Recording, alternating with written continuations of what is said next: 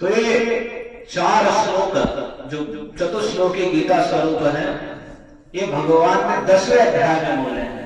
10वें अध्याय में का नाम है श्री भगवान का ऐश्वर्य या विभूति योग।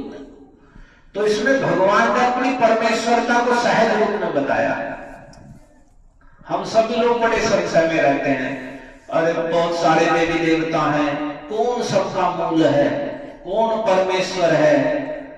तो इन सब बातों का निर्णय भगवान ने स्वयं भगवद गीता में दे दिया। तो अगर हम उसके द्वारा जानेंगे तो भगवान के वचन हैं, त्रिकाल सत्य हैं, कोई समस्या नहीं है। और हम व्यर्थ में तर्क करेंगे या अपने मनोधर्म से चलेंगे, हम तो ये मानते हैं, हम तो वो मानते हैं, हम तो ऐसा मानते हैं, तो हम भ्रम में रहेंगे। और जब तक भ्रम में रहेंगे कभी सुख शांति को प्राप्त नहीं करेंगे। तो इसलिए भगवान ने जो कह दिया वह परिपूर्ण है और त्रिकाल सत्य, कोई भी इसे नहीं काट सकता। तो भगवान यहां क्या कह रहे हैं, मैं इन 4 श्लोकों का अर्थ पढ़कर बताता हूं आपको। पूरा निर्णय दे दिया उन्होंने।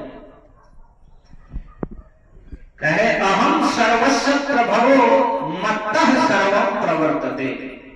हे अर्जुन, अहम मैं श्री कृष्ण सर्वस्व सभी का, जो कुछ भी है जगत में सब कुछ का प्रभवो, प्रभवो का मतलब उत्पत्ति स्थान हो। प्रभव मुझसे ही सब कुछ उत्पन्न हुआ है। जो कुछ भी है सब कुछ का जो उत्पत्ति स्थान हो वो मैं हूं। और मत्तः सर्वं प्रवर्तते, और सब कुछ मेरे द्वारा ही प्रवर्तमान है, चलाया जा रहा है। जो भी कुछ वस्तु चल रही है, क्रियाशीलता है, या ये जगत चल रहा है, तो मत्तः मेरे द्वारा ये सब चलाया जा रहा है। सब कुछ जो कुछ भी क्रिया है, शक्ति सामर्थ्य वह मेरे द्वारा प्रवर्तन किया गया। तो सब कुछ यहां पर जो भी इस लोक में, इस जगत में या वैकुंठ जगत में जो भी कुछ है, सबकी उत्पत्ति का कारण श्री कृष्ण है। और उनके द्वारा ही हर वस्तु प्रवर्तमान है, चलाई जा रही है। एक शब्द में साफ निर्णय दे दिया भगवान। इति मत्वा, ऐसा मानकर, इस बात को भली भांति जानकर मानकर, भजते मां, मुझे भजते हैं। कौन भजते हैं? बुधा, बुद्धिमान लोग। जो बुद्धिमान लोग हैं, जो बुद्धिमान करते हैं, बुद्धि से चलते हैं। जो मन से चलते हैं, मन जिधर को बहल गया उधर को लग गए, उनके विषय में नहीं। जो बुद्धि से सही गलत का विचार करके उससे चलते हैं, तो वे जब भगवद गीता के माध्यम से सुनते हैं कि सबकी उत्पत्ति, सबका स्रोत, सबका मूल कृष्ण है, तो भगवान कह रहे हैं ऐसे बुद्धिमान लोग इस बात को जानकर कि सब कुछ मुझसे उत्पन्न है और मेरे द्वारा प्रवर्तमान है, तो वे मुझे भजते हैं। भाव समन्विता, और कैसे भजते हैं? भयभीत होकर नहीं, भाव से युक्त होकर, यानी हृदय में प्रेम और भक्ति भाव से युक्त होकर वह मेरा भजन करते हैं। कौन करते हैं? बुधा, बुद्धिमान लोग भजते हैं। तो मैं ही समस्त आध्यात्मिक भौतिक जगतों का कारण हूं। प्रत्येक वस्तु मुझसे ही उद्भूत है। जो बुद्धिमान यह भली भांति जानते हैं, वे मेरी प्रेमा भक्ति में लगते हैं और हृदय से पूरी तरह मेरी पूजा में तत्पर होते हैं। इस पर आगे प्रभुपाद ने कुछ इन बातों के उपनिषद से भी उदाहरण दिए हैं कि देखो, उपनिषद में कहा गया है नारायणात् ब्रह्मा जायते, नारायणात् प्रजापति प्रजायते, नारायणात् इंद्रो जायते, नारायणात् अष्टौ वसवो जायते, नारायणात् एकादश रुद्रा जायते, नारायणात् द्वादशादित्या। इसका अर्थ है कि नारायण से ही ब्रह्मा उत्पन्न होते हैं, नारायण से ही प्रजापति उत्पन्न होते हैं, नारायण से ही इंद्र और 8 वसु उत्पन्न होते हैं, नारायण से ही 11 रुद्र उत्पन्न होते हैं और 12 आदित्य उत्पन्न होते हैं। और मोक्ष धर्म में भगवान का प्रजापति च रुद्रम च अहमेव सृजामि वै तौ हि मां न विजानीतुं मम माया विमोहितम्। भगवान करें कि मैंने ही प्रजापतियों को, ब्रह्मा को, शिव को और अन्य किया है। लेकिन तब ही माम ने जानी तो मम माया विमोहित, लेकिन मेरी माया से मोहित होकर वे ब्रह्मा और शंकर भी मुझे पूर्ण रूप से नहीं जानते। तो यहां साफ भगवान करें, तो इसलिए कृष्ण ही नारायण, श्री कृष्ण ही सबका मूल आदि है। बुद्धिमान लोग ऐसा जानकर उन्हें भजते हैं। कैसे भजते हैं? अगले श्लोक में आगे भगवान कह रहे हैं, मद चित्ता मदगत प्राणा। वे भाव युक्त कैसे होते हैं? मद चित्ता, वे अपने चित्त को, अपने मन को मुझ में लगा देते हैं। और इसे प्रभुपाद कह रहे हैं, उन भक्तों के जो विचार हैं वे मुझ में वास करते हैं, यानी कि उनके विचारों में मैं चलता हूं। वो विचारों में चलने का क्या कारण है? मेरे विषय में वे पढ़ते हैं, सुनते हैं, तो जो हम पढ़ते हैं, सुनते हैं, चर्चा करते हैं, उसका विचार करते हैं।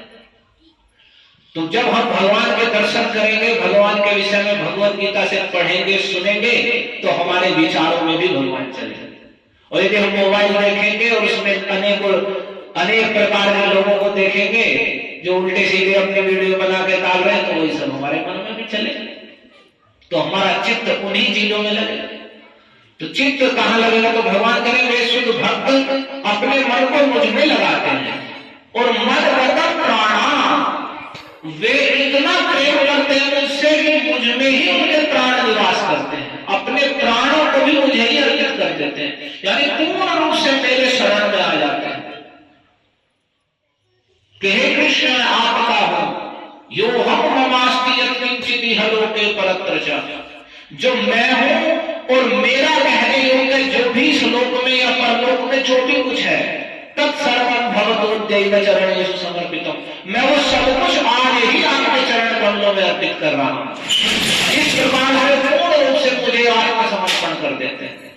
और बोधयन्तः परस्परम, और परस्पर मेरे विषय में ही चर्चा करते हुए, एक दूसरे को मेरे विषय में ज्ञान कराते हुए, कथयन्तश्च माम नित्यम, और नित्य ही मेरे विषय में कथा करते हुए, तुष्यन्ति च और रमन्ति च, ऐसा करने से वे तुष्ट होते हैं, हृदय में संतुष्टि का, संतोष का अनुभव करते हैं, और आनंद रमन्ति च, और आनंद को प्राप्त होते हैं।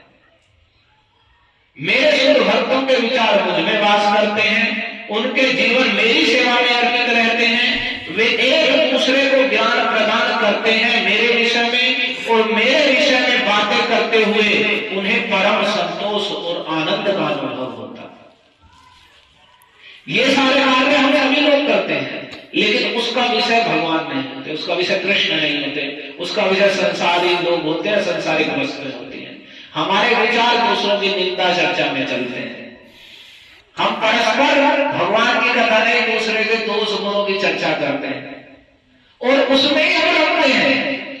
हमारी दुश्मन की भांति स्थिति है कि जो गटर में पड़ा हुआ है उसमें मल बह रहा है, दुर्गंध आ रही है, लेकिन अपनी दुर्बुद्धि के कारण वह उसमें ही लग रहा है, उसमें उसे सुख मिल रहा है। तो वैसी हमारी स्थिति है कि हम बहुत गर्हित कार्यों में और गर्हित चर्चा में और दूषित चिंतन में पड़े हुए हैं, और उसमें ही हम रम रहे हैं।